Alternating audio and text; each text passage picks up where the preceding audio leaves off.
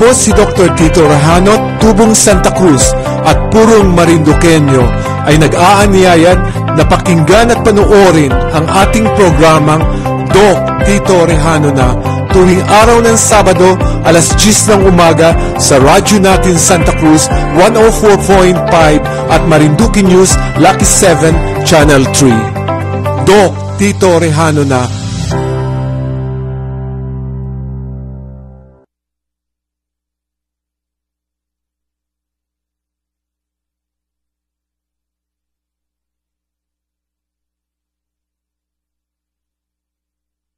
Po si Dr. Tito Rejano, Tubong Santa Cruz at Purong Marinduqueño ay nag-aanyayan na pakinggan at panuorin ang ating programang Doc Tito Rejano na tuwing araw ng Sabado alas 10 ng umaga sa radyo natin Santa Cruz 104.5 at Marinduque News Lucky 7 Channel 3. Doc Tito Rejano na.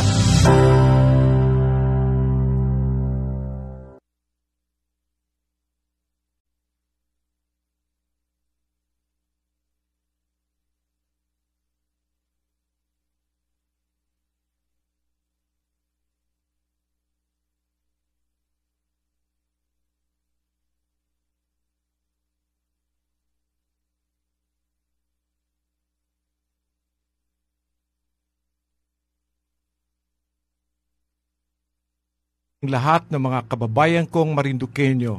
Ako po ang inyong abang lingkod, Doc Tito Rejano, Tubong Santa Cruzin at Purong Marinduqueña, certified ngani baya ay mandinay.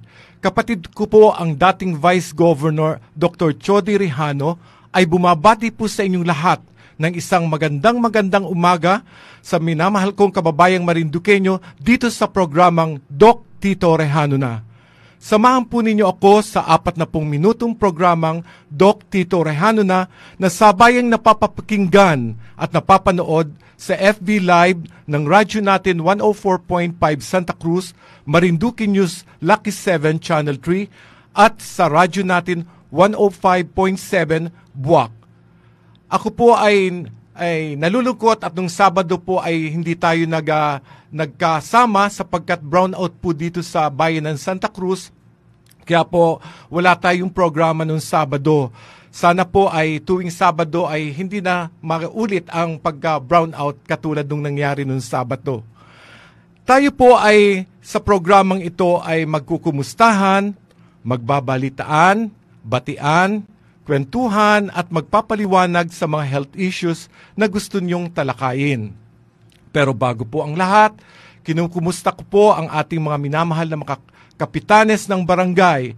Special shoutout po kay Kapitan Ramil Rolyoque ng Barangay Bailiis, Santa Cruz, Marinduque at kay Kapitana Myra Logatok ng Puting Buhangin, Buwak, sa ating pong minamahal na ABC President, Honorable Felix D. ng Maharlika, at sa ABC President po ng Buwak, ang aking pong kapatid sa OFS, si Honorable Violeta Luarca, at sa inyo pong lahat ng mga kapitanes ng barangay ng lalawigan ng Marinduque, sa ating pong ginagalang ng mga sangguniang barangay at officials, mga BHW, ang aking pong minamahal na mga barangay health workers na napakahalaga ang inyong parte ngayong panahon ng pandemya, ang mga barangay nutrition scholars, barangay tanod, sangguniang kabataan chairman, at lalo na po ang mga kabataan natin.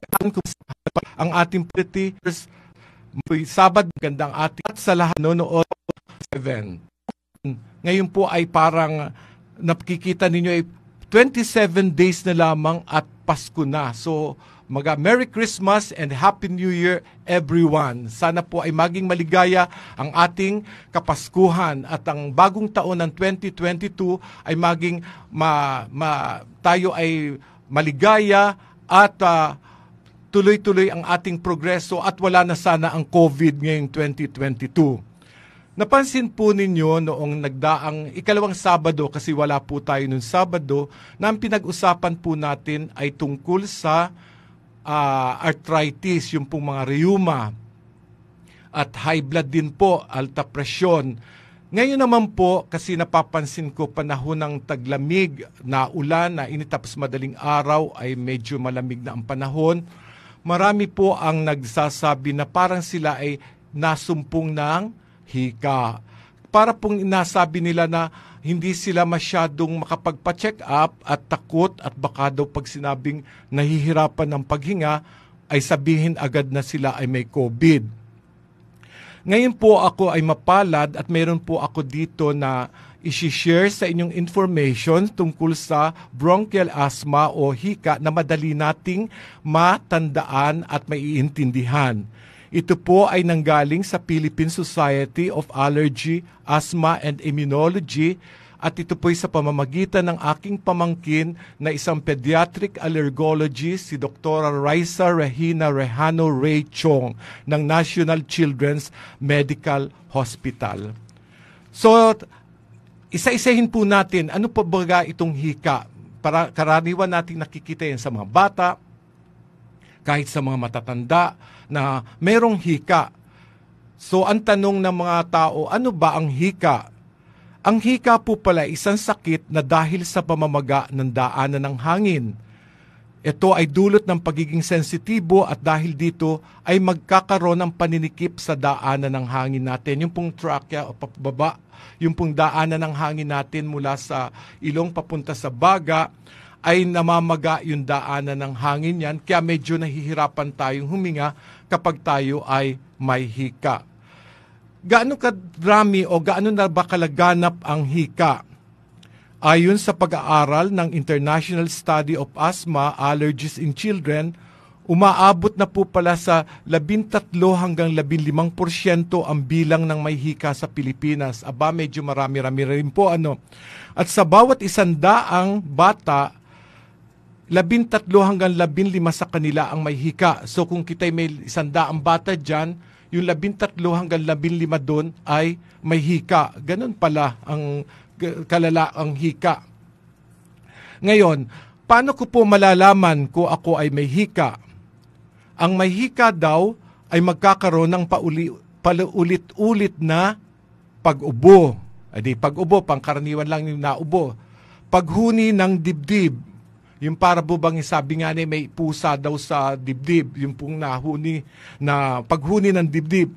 Paninikip ng dibdib, syempre po naninikip ang dibdib gawa ng medyo nadliit yung daanan ng hinga natin at paghirap ng huminga at nagigising sa gabi dahil sa pag-ubo.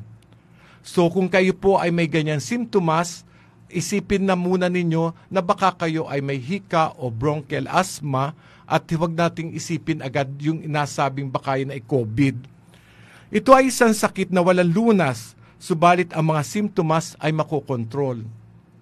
So tandaan po ninyo, ang hika po pala ay walang, halimbawa nagpa-check up kayo sa doktor na may hika ngayon, hindi pwedeng sasabihin ninyo, sana'y hindi na bumalik yung hika. Ito po pala ay babalik at babalik sapagkat ito'y walang lunas, pero yung mga simptomas na mahirap huminga, masakit sa dibdib, ay nakokontrol. Ano daw po ang nangyayari sa baga kung may hika? Unang-una, nasabi natin kanina, namamaga ang daanan ng hangin. Ikalawa, nagkakaroon ng makapal na plema. So para pong pag kita'y nahika man din, ay parang yano ang plema natin na gusto nating idahak ng daming plema. At naninikip ang daanan ng hangin. So yan po yung sa atin na nangyayari sa baga. Kaya pagka medyo namaga yung daanan ng hangin, nagkakaroon na naiipon na yung marami at makapal na plema. Kaya mahirap nang ilabas kasi naninikip ang daanan ng hangin. Ngayon ang tanong po naman natin, sino ang maaring magkaroon ng hika? Sino nga po ba ang pwedeng magkaroon ng hika? Ang hika po pala ay kadalasang nag-uumpisa ay sa kabataan. Kaya pagka mga bata, karaniwan nakikita natin mga bata ay sila yung may mga napunta sa mga clinic, sa hospital na may hika. At ang mga kondisyon na maaring panimula ng hika sa bata ay unang-una, kung mayroong mga kamag-anak na may hika o allergy. Ganun pala.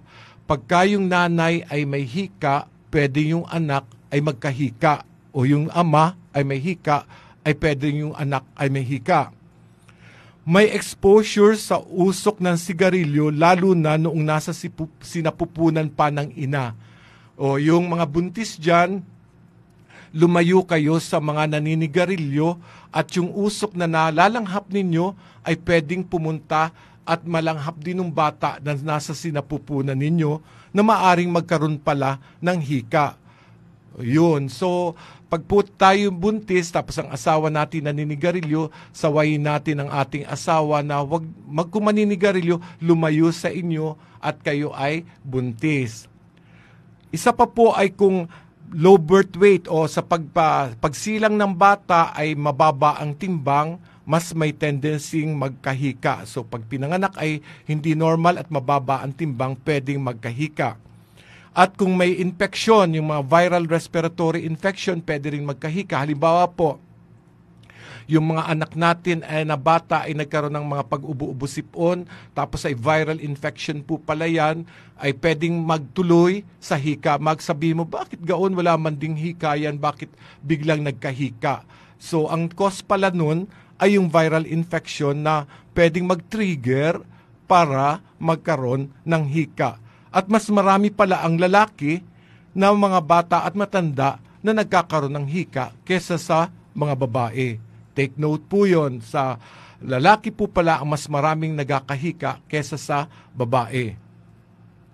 Ang tanong naman, ang pagkakaroon ba ng family history ng allergy ang pinaka-importanting maaring pamnimulan ng hika o allergy? Ay ibig sabihin, halimbawa ay may kamag-anak kita na may mga allergy o may hika, pwede ba silang magkaroon ng anak na magkahika?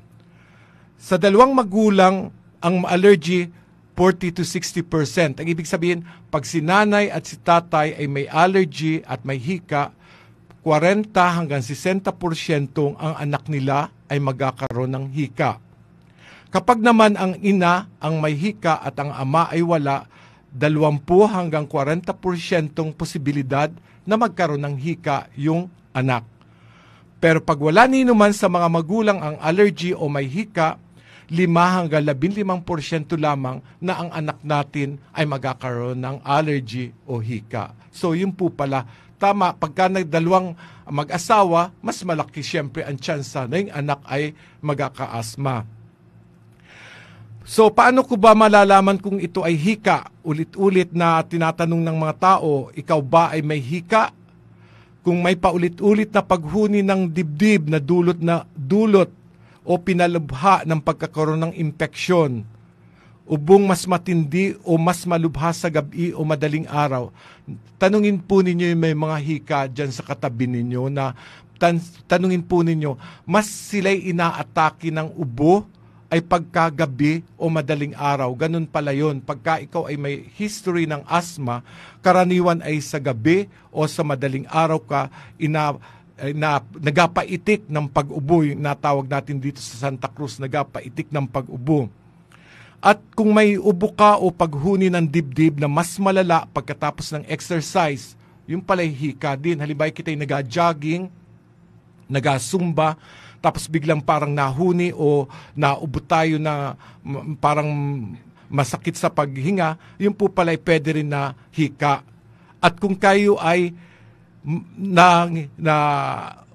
nanikip ang dibdib at humuni ang ating dibdib na pagkatapos makalanghap ng mga allergens katulad ng sigarilyo o kung anumang mga pausok dyan sa paligid natin, pwede tayong magkaroon ng hika. So yan pala ang mga malalaman natin kung ikaw ay may hika o wala. At ang mga simptomas ng hika ay maaaring mapalubha. O tandaan po ninyo, paano kaya kung ikaw ay may hika, ito po ang dapat ninyong iwasan. Una, huwag kayong magkaroon ng viral infection katulad po ng trangkaso, COVID. Yan po ay mga virus. Yan pong trangkaso, COVID, measles, yan po ay mga viral infection. Iwasan po natin ang sigarilyo. At yung pagbabago-bago ng panahon, yung po ba ang napapansin ninyo pag biglang naulan, tapos biglang nainit, ulan, init, yun, nasumpong ang asma ang isang tao. At yung may matinding emosyon, kung tayo sobrang galit, sobrang tuwa o sobrang lungkot sa buhay, ay mas lalala ang simptomas ng ating hika o bronchial asthma. At ito raw pong mga simptomas na ito ay nakikita lalo ay sa gabi o sa madaling araw. Ano daw po ang mga allergens na tinatawag sa loob ng bahay, yung mga dapat nating iwasan? Yung unang-una po yung mga dust mites. Yung pong dust mites yung pong kita pag nagapagpag. Halimbawa, dami na pong alikabok sa ating bahay, tapos apagpag po natin yan. Maari pong yan ay may dust mites na pwedeng malanghap natin. Yan po pala ay trigger ng hika. Kung mayroon tayong alagang ipis at daga, yan po ay alsin natin sa ating bahay at yan po pala ay nakakakos din ng hika. At kung may nagsisigarilyo sa ating loob ng bahay, ay pakiusap natin kung pwede ay lumayo muna at lumabas ng bahay para hindi malanghap ng isang may history ng asma. At ang masaklap nito kung tayo may alagang hayop, may pusa o aso, ay iwasan po nating maglalapit doon kung tayo ay may hika o bronchial asthma. At baka po matrigger yung ating hika kung tayo ay kargahin natin yung ating paboritong aso o pusa. Yan po pala ay isa sa kinukonsider na allergens sa loob ng bahay. Ngayon po ay ano naman ang sasabihin natin kagamutan sa hika. Meron po tayong mga kagamutan dyan. At di po baga, alam po ninyo, meron po tayo dyan mga, sabi nga natin walang lunas sa hika, pero may makakapagpaginhawa dun sa ating mga simptomas. Sa mga may hika, alam po ba niyo yung mga gamot na mga salviotamol, terbutalin, salmeterol, formoterol, theophylline. Kung ikaw po'y may hika, alam mo po yung mga gamot na yan. At ang mga gamot ding na pwede nating gamitin ay yung po mga iniinom. At karaniwan po yung iinom araw-araw para hindi hika, o kung may hika, iinumin na oral. O meron na po tayong nebulizer, yung pong inapausok natin, nebulizing solution, ilalagay dun sa nebulizer para ma-relieve yung ating paghirap ng paghinga. At meron na rin po ngayon na sa matatanda lalo, yung metered dose inhaler, yung inabomba lamang sa ating bibig o di kay inasipsip sa bibig para maluag yung ating paghinga. Ito po'y mas maganda lalo kung tayo hirap na talaga sa paghinga. So yan po yung aking gusto lamang ipaalam sa inyo na konting kaalaman tungkol po sa hika o bronchial asthma na napakahalaga pong malaman natin lalo't ngayong panahon ng pandemya para malaman natin ang difference ng COVID dun sa asthma. Na iba po yung asthma, kaya pag may inuubo o nahirapang huminga at humuhuni ang dibdib, huwag sabihin agad at i-label na COVID. So, yan po ay magandang malaman po ninyo na napakasimple pong paliwanag tungkol sa asthma mula po sa Philippine Society of Immunology, Allergology, and Asthma. Magbabalik po ang Doc Tito Rejano na pagkaraan ng ilang reminders. Marinduqueño muna. Res bakuna na. At may kasangga na ang ilang bida ng ating bayan. And I feel good. It's a big boost for us. I feel relieved. Tagal nating inantay to, so why hesitate now? I feel very happy that we can finally start to put an end to this pandemic. Res bakuna, kasangga ng bida. Sama-sama tayo sa Bida Vaccination. Lolo, Lola, 1 taon na tayong nahiwalay dahil sa quarantine. Miss na po namin kayo. At ang inyong masasarap na luto at pag-aalaga. May bakuna na raw po sa COVID-19. Kunin niyo po ha. Kapag nabakunahan na ang lahat, makakapiling na muli namin kayo. Kung ikaw ay edad 60 pataas o may iba pang karamdaman, magparehistro na para sa Res Bakuna kontra COVID-19. Tinatawagan ang lahat ng mga mamimili at negosyante. Narito na ang programang tatalakay sa inyong mga karapatan. magtatampok ng mga serbisyo at produktong lokal. Dahil winner ka, negosyo at consumer. Tuwing Webes, 1:00 ng hapon, sa Marinduque News, Lucky 7, Channel 3. Winner ka, negosyo at consumer.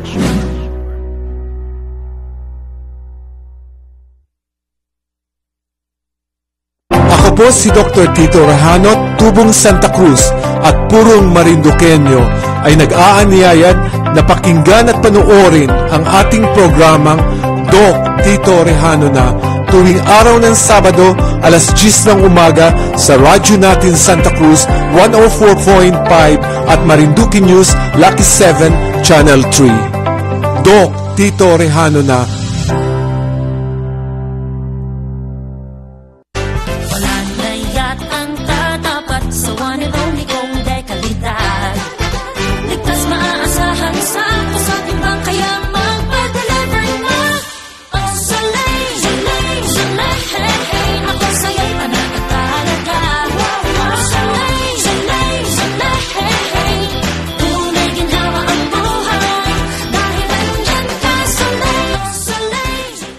na sa 332-1624 o mag-text sa 0938-418-2604 at 0935-317-1797.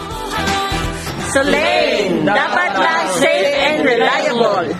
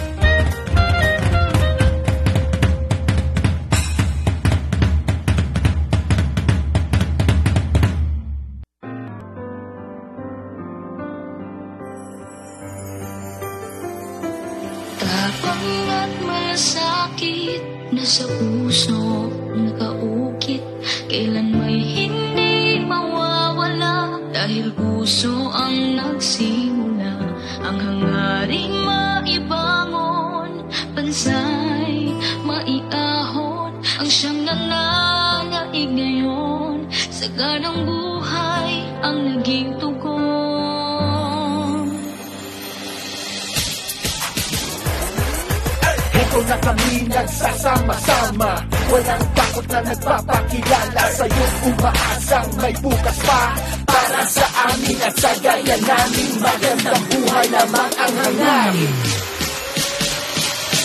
Kung pagpapatuloy ang pagbabago, itataguyod ang bawat Pilipino.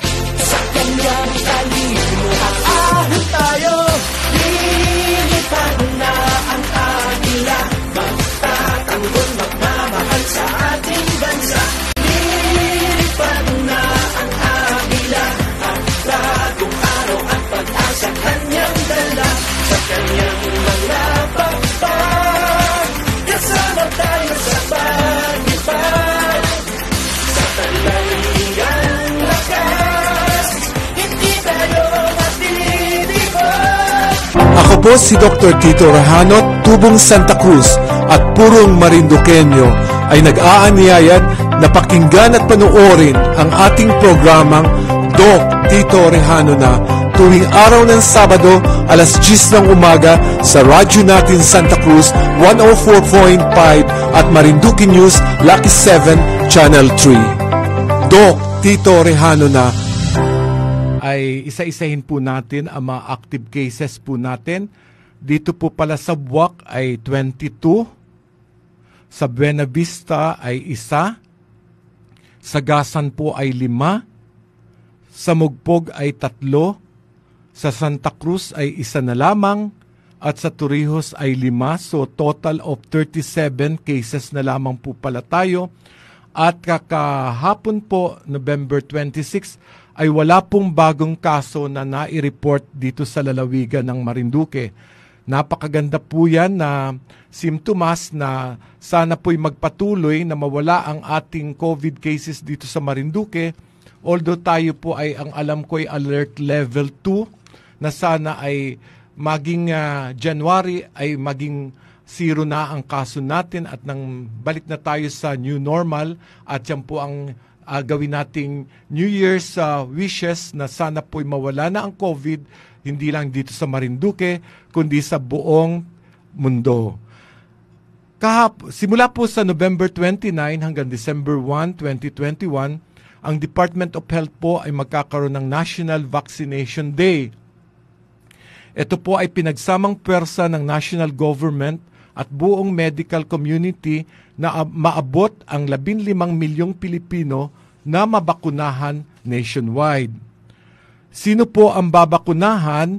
Lahat ng Pilipinong edad 18 taong gulang pataas at kabataang edad 12 hanggang 17 gulang ay babakunahan. Patuloy ang pagbabakuna sa mga local government unit bago at matapos ang National Vaccination Day. So alam ko po ay ang ating mga RHUs sa buong Marinduque ay mayroon silang schedule ng kanilang pagbabakuna sa lahat mula November 29 hanggang December 1. At ang kailangan daw po na dalhin sa araw ng bakuna sa National Vaccination Day ay magparehistro bago ang araw ng bakuna. Para sa edad 18 pataas, dalhin ang inyong valid ID, medical clearance kung kinakailangan. Para sa mga kabataan naman po, napakahalaga nito sa ating mga 12 years old hanggang 17 years old, patunay ng relasyon ng anak sa magulang sa pamamagitan ng baptismal certificate at birth certificate, valid ID ng babakunahan at valid ID ng magulang. Yan po ay para naman sa 12 hanggang 17. At ang kailangan po magkaroon ng clearance bago po, hindi po lahat ay pwedeng bakunahan, kailangan may clearance din kung ikaw ay 18 years pataas, kung ikaw ay may autoimmune disease, meron kang persons living with HIV, may cancer ka o yung malignant na ang cancer, sumailalim sa mga transplant at kasalukuyang ginagamot sa pamamagitan ng mga steroid. So yan po pala yung mga kailangan kung tayo ay nasa kondisyon na gano'n na comorbid. Kailangan din ang clearance. So sana po lahat tayo ay magpabakuna na at sundin natin ang ating ang National Vaccination Day ng Department of Health at nang tayo po ay makabalik na sana sa new normal. Pero sa ngayon po, kahit mababa po ang kaso natin at kahit fully vaccinated pa rin tayo, sana po ay i-practice pa rin natin ang health protocols katulad halimbawa ng pagsuot ng mga face mask, social distancing, hand washing o paggamit ng mga hand sanitizer para na rin sa ating safety. At mahirap na kasi meron pa rin tayong mga paisa-isa na kaso. Kahit dito sa Santa Cruz, sabi natin isa na lamang, baka yung isang yon ay kumalat kung tayo hindi mag-iingat. Kaya mas maganda po ay patuloy nating i-practice ang mga health protocols na pinatutupad ng Department of Health. So yan po ang tungkol sa COVID, magandang balita, pero sana ay tuloy-tuloy na rin at nang hindi na mahirapan yung ating mga kababayang gustong umuwi dito sa Marinduque at sana ay wala nang masyadong maraming requirements at yun po ay dinadaing lalo na ng mga low-income group na mga nagtatrabaho lamang para mabuhay ay gustong makita ang pamilya at umuwi dito pero hinihinga ng mga requirements na nagapahirap daw sa kanila. Yun po yung naririnig ko sa kanila na kaya sana ay tayong lahat ay maging fully vaccinated na, 0 na ang kaso at nang lahat tayo ay maging maligaya ngayong darating na Pasko at bagong taon. Punta naman po tayo sa usapang African Swine Fever. Ito po yung ating nakikita ngayon dito sa lalawigan ng Marinduque. May mga nagtatanong po sa akin kung ligtas daw po ba o safe na kumain ng karning baboy sa ngayon. Alam po ba ninyo na ang African Swine Fever has no impact on human health? Human cannot catch African swine fever from infected pigs not can they contact the disease by eating infected pigs. So, ito po ay maliwanag na kahit po tayo ay kumain ng baboy sa ngayon, ay hindi po tayo maaapektuhan ng African swine fever. Sa katunayan po, ang ulam ko po ngayon tanghali ay at tingin ko ay sinigang na baboy, courtesy ni Romelyn D. Palmero ng Barangay Maharlika. Yan po ay kakainin natin na tayo po ay kumain ng baboy, hindi po na, basta importante yung baboy na kakainin natin ay dumaan sa slaughterhouse ng ating mga munisipyo para mapatunayan na yung ating kakaining baboy talaga ay ligtas dun sa African swine fever. No harm po kung tayo kakain kasi mayroon po ako nalalaman na isang barangay na hindi daw sila kumakain ng baboy gawa nga po dito sa African swine fever, pero ako na po ang nagsasabi na wala po itong epekto sa kalusugan ng tao. Ito po'y mas nakaka-epekto talaga ay sa baboy, sa kapwa baboy, at napakadali pong makapag-transmit nito. Halimbawa, yung baboy mo ay normal, malusog, walang sakit, pero biglang may nagdala si kumare mo ng kaning baboy na nanggaling dun sa may sakit ng ASF, pwedeng mahawa agad yung iyong baboy na malusog ng African swine fever. Kaya yun po, gaon kabilis ang pagsalin po ng ASF sa mga baboy.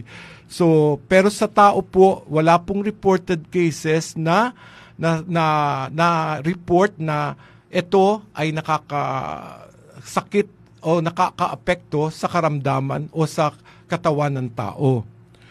Ngayon po napapansin po natin na ang ating mga barangay ngayon po ay napaka-aktibo, may mga checkpoint po sila sa bawat entrance ng kanilang mga barangay para malaman po natin bakit ba may mga checkpoint na nag-duty dun sa mga checkpoint na yan. Yung po pala inaatasan ang lahat ng barangay na magsagawa ng 24 hours checkpoint upang masiguro na walang makapasok o makalalabas na baboy dun sa kanilang barangay. Halimbawa dito sa Banahaw, kailangan ma-check natin walang malabas o mapasok na baboy dito sa ating barangay. Mahigpit din palang pinagbabawal ang mga baboy na magkatay sa kanilang barangay kahit personal consumption pa. Halimbawa, may alaga akong baboy, tapos ay ako'y birthday ko bukas, katayin ko sa bahay ko, ay hindi pala pwede yun. Kailangan dumaan sa slaughterhouse at sa mga taong responsible sa munisipyo para sila ang magkatay dun sa baboy na ihahanda ko sa birthday ko kung sakali. At kailangan dumaan sa tamang proseso sa slaughterhouse para sa kaukulang permiso ng ASF-free na baboy. So para pagka tayo bumili ng karneng baboy na nanggaling dito sa slaughterhouse, ay alam nating safe yan at pwede nating mag-adobo, ano pang masarap na luto, lechong kawali, may mga dinuguan, kari-kari, masarap yan po sa baboy. Kaya wag po nating tiisin yung ating sariling kita hindi makain ng baboy, sayang po naman yan, kasarap po ng baboy. Kaya lang wag pong masyadong marami ha, at baka naman yung ating cholesterol ay tumaas at bigla kitang na high blood at saka naparaki yung kain natin ng mga taba ng baboy na lalo sa lechon, ay di sabihin lang bakit tumaas, ay sinabi ni Doc Rehano na makain daw ng baboy, ay di yan tumaas ang cholesterol, kaya na high blood yung tao. At kukuha pala sa punong barangay ng certificate na walang ASF sa lugar na magakatay. Yun. Kasi po ang alam ko, correct me if I'm wrong, na pag daw po 500 meters radius at may sakit, talagang magkakaroon ng the population na yung lahat ng baboy within that area ay talagang papatayin at kakatayin. Kaya nga nakakaawa din ang mga magbababoy na may puhunan sila doon sa kanilang baboy tapos makikita, alam nilang walang sakit kasi nga po kaya walang sakit na malayo doon sa talagang may case na positive, pero makikita na ibabaon na lang yung kanilang baboy, masakit sa kanila, kaya nananawagan din tayo sa ating pamahalaan na sana naman ay tulungan natin ang ating mga magbababoy na kahit man lamang sa puhunan ng kanilang biniling bulaw, ay matulungan man lamang sila at nang hindi man lamang masakit sa kalooban na hirap na nga ni ang buhay, parang mas pahihirapan pa ang kanilang buhay dahil yung kanilang pagkukunan ng kabuhayan ay nilibing ng buhay. So sana po ay matulungan natin at pakinggan po natin. Pakinggan. Ang napakahalaga po ngayon ay makinig sa mga taong nasa laylayan ng ating lipunan. Pakinggan ang kanilang mga hinaing kung ano ang dapat ibigay at itulong ng ating pamahalaan. So yan po yung usapang African Swine Fever. Ngayon naman po ay gusto ko po muna na dumako sa lighter portion, yung po munang batian portion natin, ay binabati ko po ng happy 18th birthday to the lovely and beautiful debutante Jodaline Mendoza of Barangay Tansabuak, Marinduque, today at 3 p.m. at Mendoza's resident. Happy birthday, Jodaline Mendoza ng Barangay Tansa sa Buwak. At binabati ko rin, dapat ito yung Sabado pa.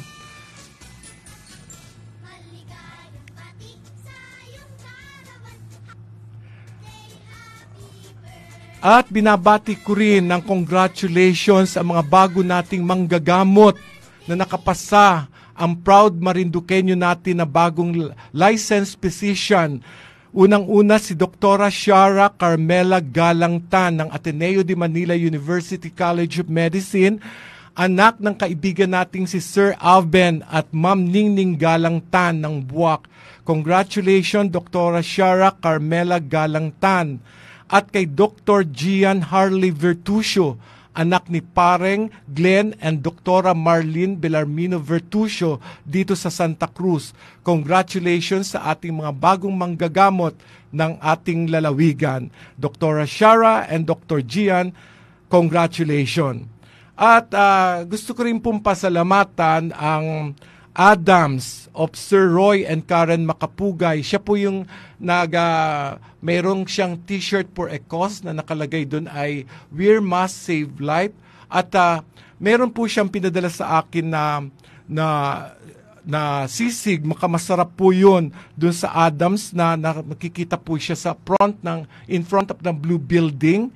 And ipinapaalam po sa lahat na to show their appreciation for all health care workers and first responders, they will be giving a 20% discount for their meals, November 28 daw to December 1. So tara na po sa Adams Resto, nandiyan po ang masarap nilang siomai, fried noodles, at saka yung pinatikim sa akin na sisig sa Adams. Sa harap lamang po siya ng Blue Building sa Buwak, pag-aari ni Sir Roy and ng kaibigang Sir Roy and Karen Makapugay. At sa mga inaanak ko, salamat ng makamarami sa inyo kay Ruel Sulweta ng Barangay Bagong Silang, Jeremiah Rehinio, at soon to be inaanak Raymart Splana and Joylene na ikakasal sa December 18 sa Lucena, at ako po ay ninong nila sa December 18. Congratulations in advance, Raymart and Joylene Splana. At binabati ko rin po, syempre napakahalaga sa akin na nagdiriwang ng kanyang kaarawan at ang kanyang si Sir Axel Castañeres, ang pinuno ng Supremo ng Tau Gamma Fraternity dito sa bayan ng Santa Cruz. At alam ko po siya sa loob ng 13 taon siya namumuno ng Tau Gamma dito sa Santa Cruz. Happy birthday po mula sa kapatiran ng Tau Gamma, Sir Axel Castañeres.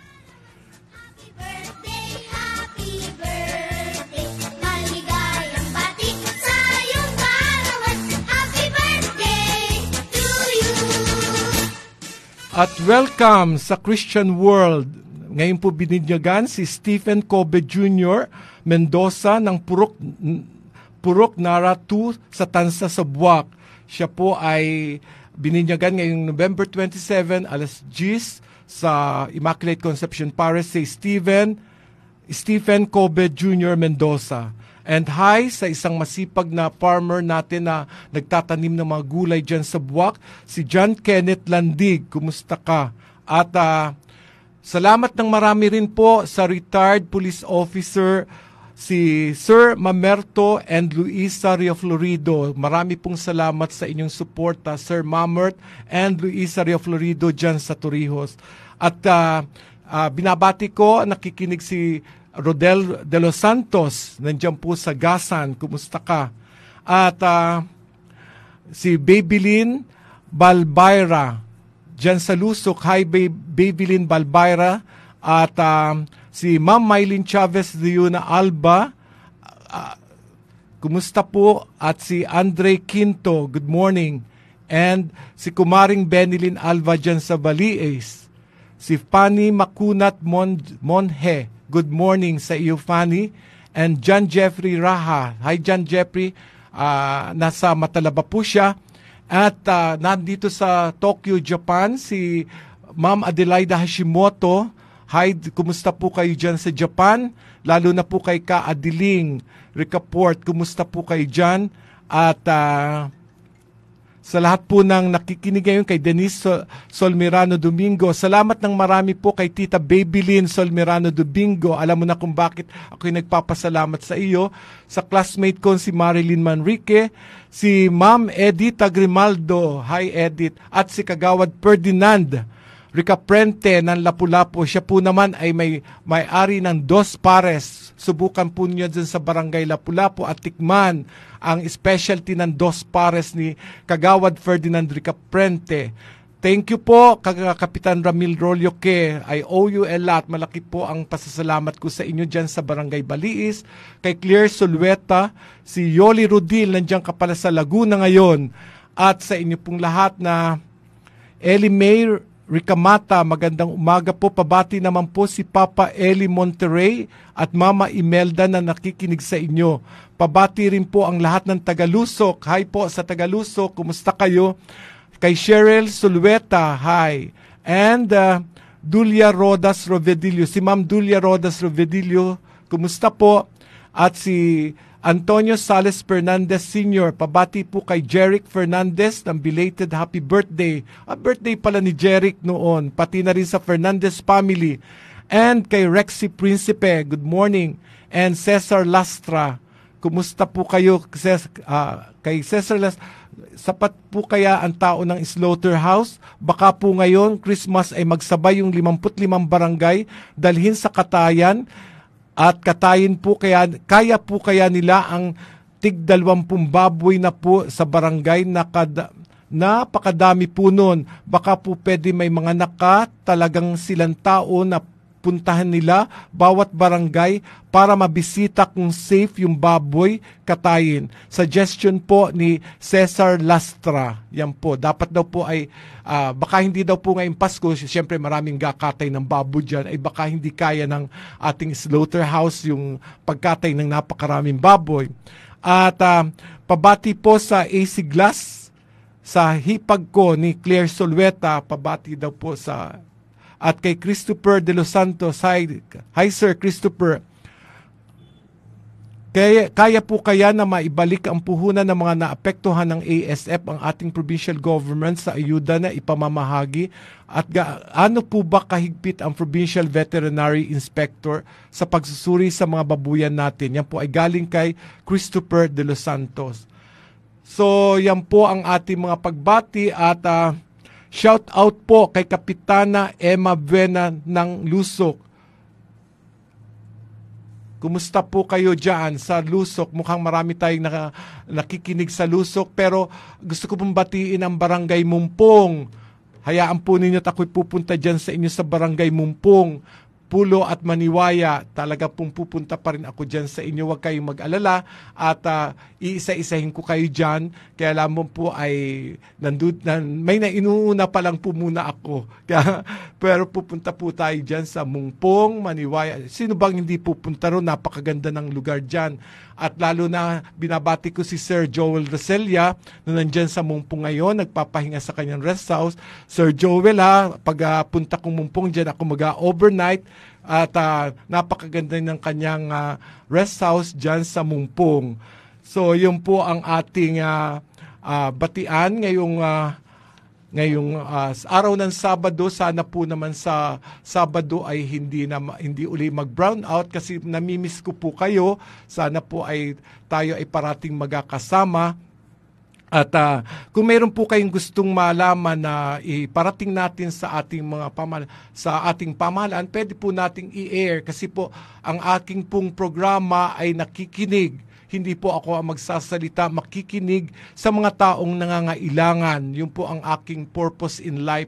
Makinig at tingnan kung anong magagawa ng pamahalaan sa mga taong mas nangangailangan ngayong panahon ng pandemya at hindi lang sa panahon ng pandemya kundi sa darating pang panahon. Pakinggan ang mga taong nangangailangan ng tulong at hindi natin pwedeng basta-bastahin sapagkat sila'y ating kadugong Marinduqueño. Mahal ko ang taga Marinduque sapagkat ako po'y dito isinilang, dito ako lumaki at dito rin po ako mamamatay sa minamahal kong lalawigang Marinduque. Kaya po hanggang sa Sabado pong muli, may pahabol daw po. Pakibati po si Kagawad Berto saka po si Maribic habang nag-merienda sa Sampalukan sa Lusok. Wow, anong minimerienda nyo dyan, Maribic? Baka pwedeng padalhan mo ako dito ng masarap nyong merienda sa Sampalukan dyan sa Lusok. So, hanggang sa Sabado pong muli, let's all pray for COVID-free Marinduque. Walang iwanan at ako po'y parating nandito sa inyo at sandang makinig sa kung anuman ang gusto nyong maiparating at sana po'y matalungan ko kayo pagdating ng panahon.